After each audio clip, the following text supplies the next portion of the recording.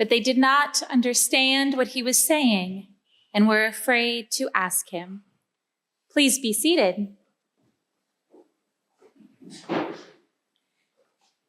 How many of you remember your school days? Maybe not grade school, maybe college or professional training, but whenever it was, how many of you remember having that one teacher or that one subject that did not make sense?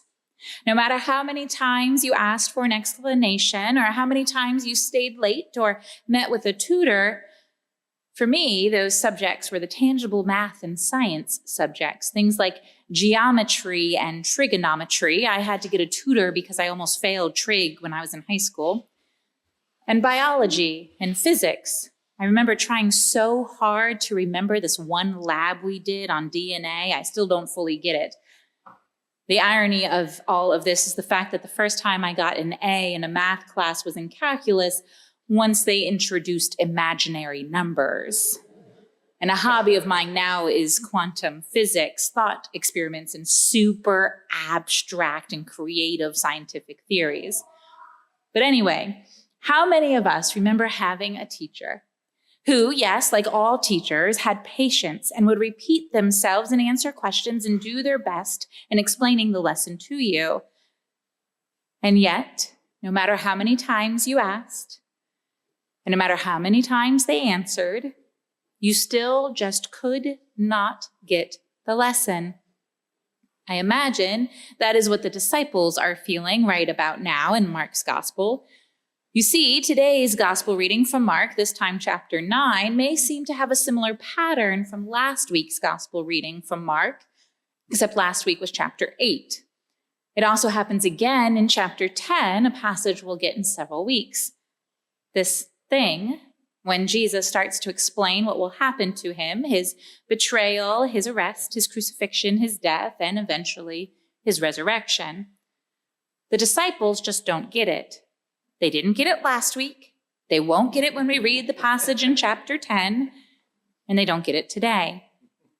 Literally, today's passage says, but they did not understand what he was saying and were afraid to ask him. They did not understand and were afraid to ask. Kind of like my experience with trig. This piece, though, this bit of conversation between Jesus and the disciples, it oddly goes nicely with the secret. You know, the secret. And no, I don't mean that 2006 self-help book that was super popular once upon a time. Instead, I mean the messianic secret. The secret that we get all throughout Mark and seems to baffle readers today, so much so that I've actually had multiple conversations about it just in the past couple of weeks. So what is the messianic secret? Basically, it's the first half of the second sentence in today's gospel reading. It was also the end of the first paragraph of last week's gospel reading, and the second sentence of the gospel reading from the week before that. And as I mentioned, it's found throughout all of Mark's gospel. So the messianic secret is, don't tell. Say nothing. Don't make Jesus known. Often said to Jesus' disciples or to those he heals or even to the demons who recognize him and call out to him. Literally, the Gospel of Mark chapter 3 states, whenever the unclean spirits saw Jesus, they fell down before him and shouted, "You are the Son of God," but he sternly ordered them not to make him known. Today, we call this reoccurring theme the messianic secret. The idea that Jesus' messiahship is a secret, that no one is supposed to know. I guess it's a good thing the disciples don't fully understand the implication then. Also, though, why? Why would Jesus not want his messianic identity revealed? This theory about the messianic secret, it came about in the year 1901 by William Reed, a German Lutheran theologian and professor. He argued a couple of reasons why Jesus would want his messianic secret kept secret, and closely linked to why the disciples wouldn't understand Jesus's predictions. Over the past centuries, we've added more ideas, and I have my own. So here are a few of them. Perhaps Jesus is using reverse psychology.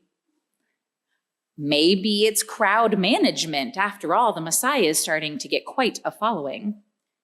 Maybe it's a historical reality that Jesus' messiahship wasn't recognized until later. Or maybe it's a rhetorical privilege to the reader, like we know the ending, so we know the secret, but no one else seems to get it while Jesus is alive. And I want to add, maybe it's self-doubt or self-insecurity.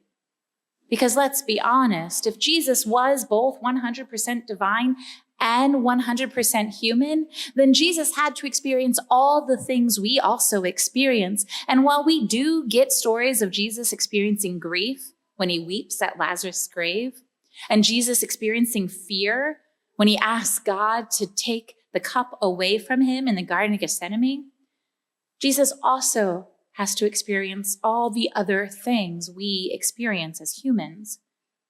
The insecurities, the anxieties, the preoccupation with being enough, as in good enough or strong enough, or whatever might be the qualifier of being enough.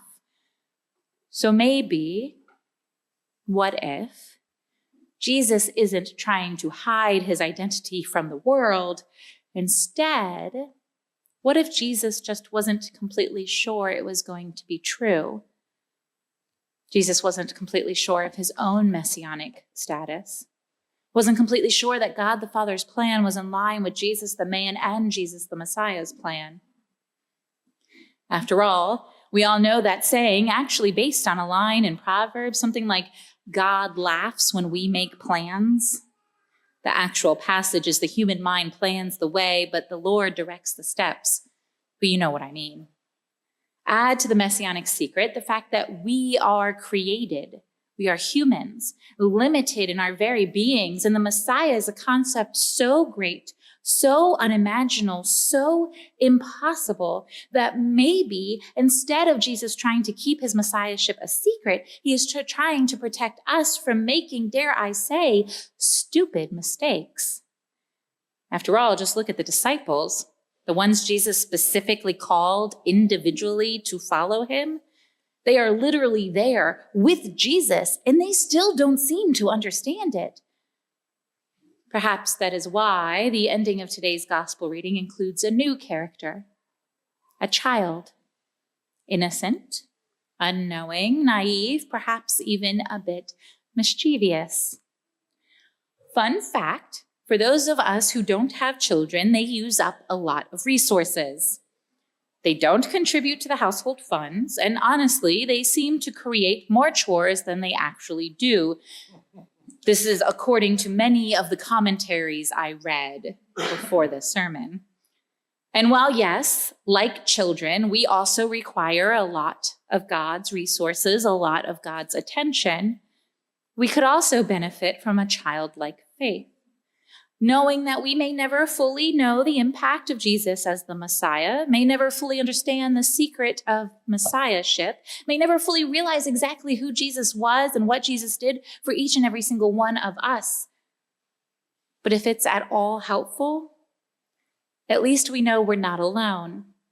Even the disciples didn't really understand or know who Jesus was. And if misery doesn't love company, or in this case, lack of knowledge, maybe at least it gives us comfort to know that even in our own doubts and fears and anxieties, we are not alone. The disciples had all of those things too, and Jesus probably did too. And that is okay. Jesus didn't want anyone to know who he really was, and yet we all still found out. The plan was fulfilled, the messiahship revealed. May we, as humans, have trust in God fulfilling God's plan for each of us, based on our own identities as children of God. Jesus didn't want his true identity known. Perhaps he was scared. May we not be as scared. May we trust that we will one day fully know the truth of Jesus' identity as well as our own. Amen.